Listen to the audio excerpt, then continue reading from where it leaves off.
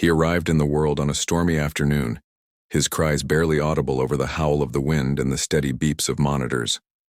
Nurses hustled through the hallways, doctors consulted charts in hushed tones, and the scent of antiseptic hung, heavy in the air. His mother, young and overwhelmed, barely held back tears as she pressed her hand against her swollen belly, hoping for a miracle. But the moment he emerged, pale and fragile, the room fell silent. No one expected him to survive. He was born with complications that doctors deemed insurmountable, and after a hastily whispered discussion, he was gently laid on a cold, stainless steel tray and left to fend for himself in the nursery.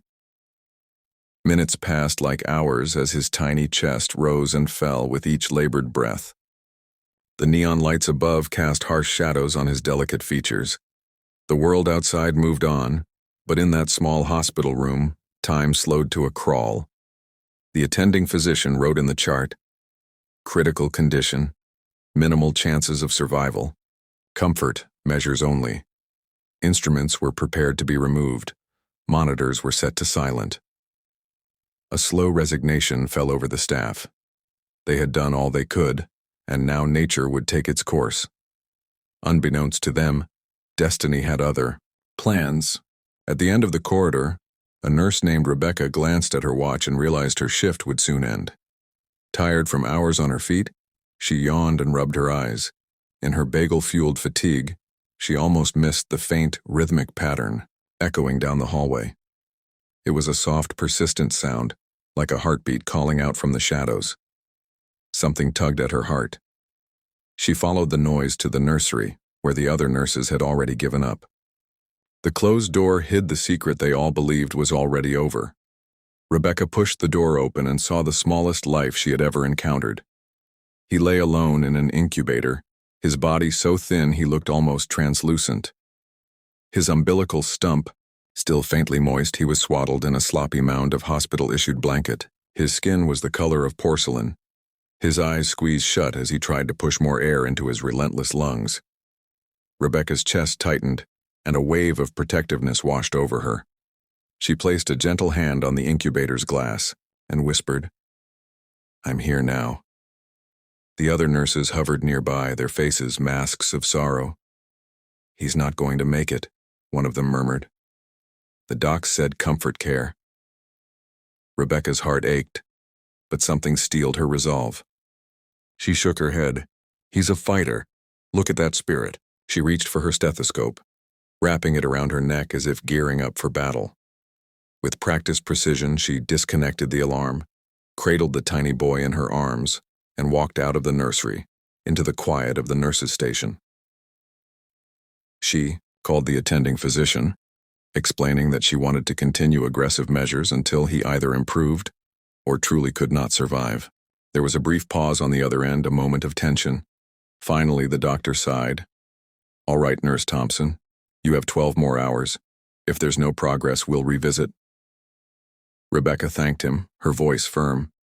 In that instant, a precious window opened for this fragile newborn, and she vowed not to squander a single second. In the neonatal intensive care unit, Rebecca set to work. She adjusted the incubator's temperature, added extra padding under his tiny frame, and double-checked his IV lines. She spoke to him softly, telling him stories of strength and resilience, as if her words could bolster his tiny heart. She administered nutrition through a feeding tube, carefully monitoring his intake. Every 2 hours, she changed his diapers, cleaned his eyes, and applied gentle massage techniques to stimulate circulation. Each action was deliberate, measured, and filled with hope. During that first night, the storm outside intensified, lightning flashing through the windows and thunder rattling the hospital's walls. Nurses rushed past, securing equipment and checking on rooms. Rebecca remained by the incubator, gloves discarded, sleeves rolled up to the elbows. She held his hand, marveling at how his fingers curled around her pinky, as though he understood. She was there to protect him. It was in that moment she realized she had never felt so alive. The next morning, haze of dawn creeping through the windows, a faint glimmer of pink replaced the gray pallor of his skin. His breathing, once labored and shallow, grew steadier. His heart rate, monitored on the digital readout, stabilized into a rhythm that no longer teetered on the brink. The relief that washed over Rebecca was ineffable. She fought back tears as she jotted notes in his chart, alerting the doctor that the baby was showing signs of life. Word spread quickly through the unit. Nurses who had packed up their stations and left for the day returned to see the miracle. Doctors gathered, their skepticism yielding to cautious optimism. The attending physician walked through the double doors, clipboard in hand, his expression unreadable. Rebecca met his gaze and offered a small nod. He peered at the monitor, then at her, and finally at the baby. "Remarkable," he whispered. From that day on, Rebecca became the boy's primary caregiver. She bathed him, changed his linens, and sang lullabies she had learned from her grandmother. She spoke of fields of flowers, laughter, and the warmth of sunshine. She believed that love could serve as medicine, and as the days turned into weeks, the boy, whom she began calling Michael in her heart, continued to defy every prediction. His weight slowly increased, and the lines on his face softened. His tiny fists opened to reveal delicate fingernails, and a peaceful rhythm replaced the chaotic staccato of his first breaths. Finally, after a month that felt like an eternity, Michael was removed from the incubator. His eyes opened for the first time, revealing pools of dark brown that seemed to absorb the light around him. He stared at Rebecca, and for a moment she wondered if he recognized her voice. She leaned close and whispered, "I'm here, sweetheart, and I always will be." When he reached 2 months old, doctors cleared him to leave the hospital, but his future was still uncertain. His mother, unable to provide adequate care, relinquished her parental rights. Social workers discussed foster care options, and there were whisperings of adoption. Rebecca quietly volunteered to become his guardian. She had already given so much, and the thought of him being separated from her felt unbearable. The decision involved paperwork, home visits, and financial planning. Late nights were spent filling out forms and meeting with officials. Every signature she signed felt like cementing her connection to him. On a crisp spring morning, Michael left the hospital wrapped in a soft blanket, his tiny head peeking out above the folds. Rebecca carried him to her car, cradling him against her chest as she buckled him into a rear-facing car seat. The journey home was filled with silent promises. She imagined the day he would call her mommy and the milestones she would witness. His first steps, his first words, his first day of school. The first year was a whirlwind of diaper changes, sleepless nights, and endless feedings. But each time she watched him smile or heard him laugh, she knew every sacrifice was worth it. Friends and colleagues at the hospital marveled at her dedication. They pitched in to buy baby clothes, strollers, and bottles. One co-worker even knitted a tiny blanket with a pattern of stars and moons. At night, after Michael finally fell into a peaceful slumber, Rebecca would sit in the dim glow of a lamp, rocking him gently as she reviewed his developmental milestones. As he neared his first birthday, Michael had already reached milestones that many premature infants struggled with for years. He held his head up, giggled when Rebecca made silly faces, and reached for toys with determined focus. At 12 months, he took his first unsteady steps, stumbling into Rebecca's arms with a triumphant squeal. The entire unit at the hospital celebrated with her as if he were their own child. They threw a small gathering in the staff lounge, complete with balloons and a homemade cake adorned with a single candle. Years passed, and Michael grew into a curious, bright-eyed boy. He asked endless questions about the world. Why do birds fly? How do plants grow? Why does the sky turn orange at sunset? Rebecca, now his adoptive mother, answered each question with patience and enthusiasm. She spent hours reading books to him, teaching him to count, showing him how to tie his shoes. Weekends were filled with trips to the zoo, the local library, and a small park near their home. She coached him through the first time he rode a bike, the first time he scored a goal in soccer, and the first time he tied his shoelaces all alone. Throughout his childhood, the story of his near-death experience at birth became a source of inspiration for others.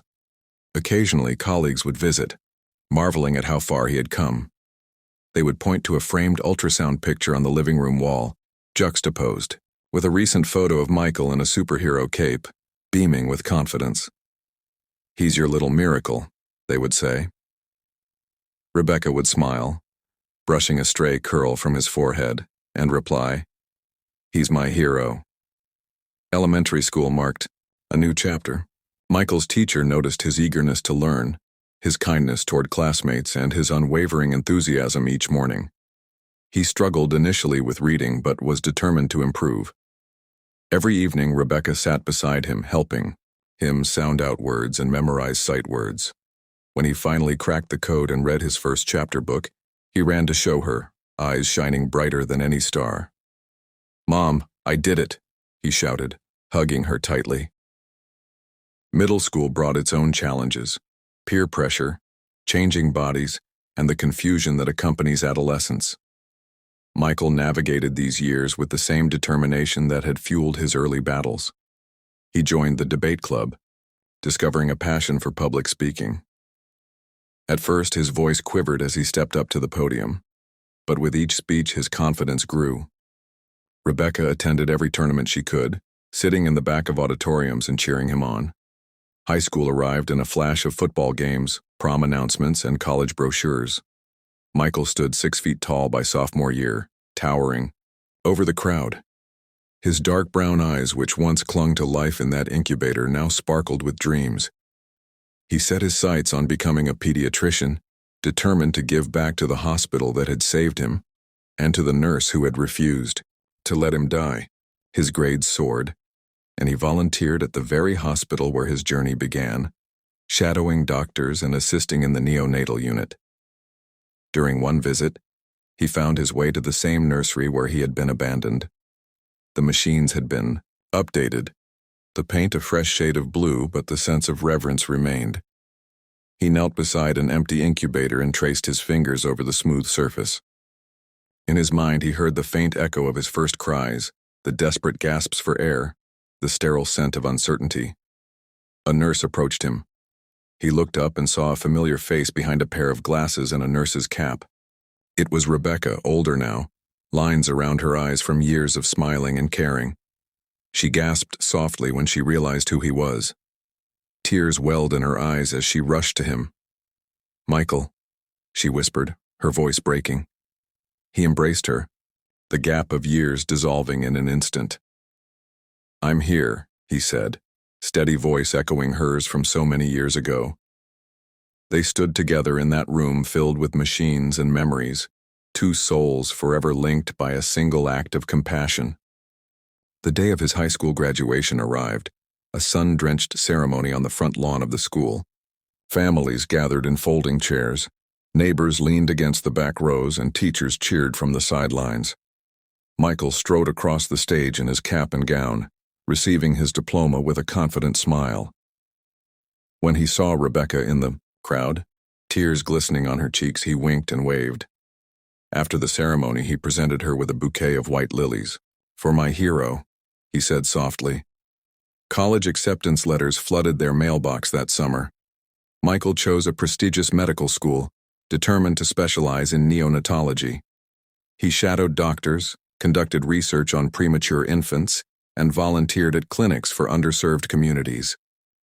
Each time he held a newborn in his arms, he whispered a silent prayer of gratitude for the chance he had been given. Years later, Dr. Michael Thompson returned to the hospital as an attending neonatologist. He donned his white coat, stethoscope, dangling around his neck, and walked into the neonatal intensive care unit. Nurses greeted him with familiar smiles and curious glances. He found himself drawn to the nursery door at the end of the corridor. Heart pounding, he entered to see a nurse caring for a tiny infant, her gentle touch reminding him of someone he had once known. He cleared his throat, and the nurse looked up.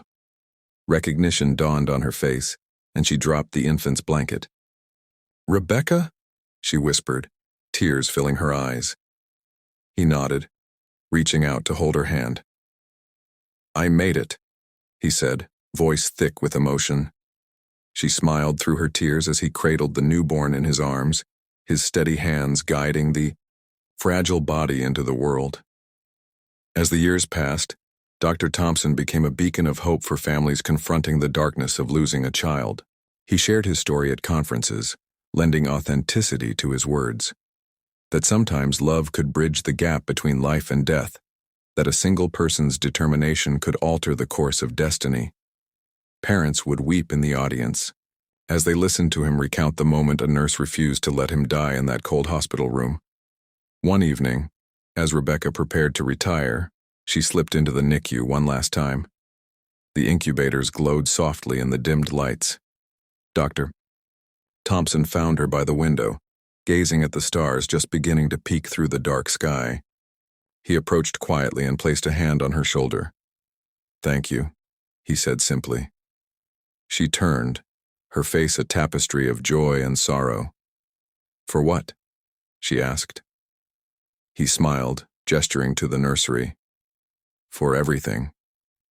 They stood together, two travelers bound by an extraordinary journey. Outside, a new storm brewed on the horizon, but inside, hope pulsed like a heartbeat. Dr. Thompson knelt beside an incubator, fingers brushing the glass, and whispered, "Hang on, little one. Love's got you." In that moment, he remembered his own first breaths and the nurse whose compassion had changed his fate. As he left the hospital that night, he paused in the hallway and looked back one final time. The lights of the NICU glowed like beacons in the darkness, each one a testament to lives saved and futures rewritten. He placed a hand over his heart and whispered, "I am here because you were here." In the years that followed, Dr. Thompson carried that promise with him into every delivery room, every exam, every moment a newborn entered the world. He never stopped believing that a single act of kindness could echo across a lifetime.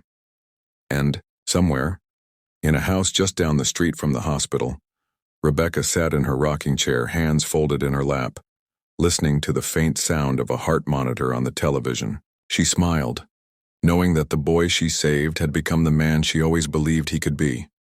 Life, she realized, was a fragile tapestry woven of countless threads, moments of despair and flashes of hope, endings that seemed final, and beginnings that appeared impossible. In the story of that tiny infant left to die, and the nurse who refused to let him perish, lay a message for all. That even when the world turns its back, a single heart willing to love can ignite a miracle. And that miracle, like a flame in the dark, can burn fiercely enough to light the way for generations to come.